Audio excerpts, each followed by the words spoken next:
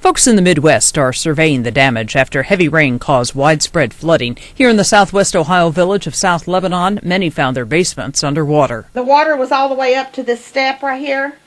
We only have about 3 steps that we could actually walk down on.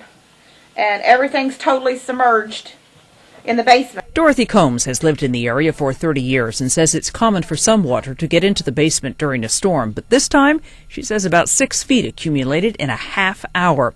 A similar scene at Debbie Harper's nearby home. She moved into her house in November and still had items stored in the basement, where there's now more than 5 feet of water. Could be worse. I could have lost my animals. I was asleep. I had no idea that it was going on. Right. So I very easily could have been electrocuted, because the electric was all on. When the storm hit, Ava Greer packed up her family and stayed with a relative.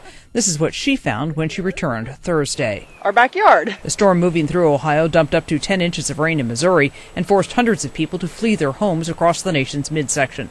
At least a dozen deaths are being blamed on the storm.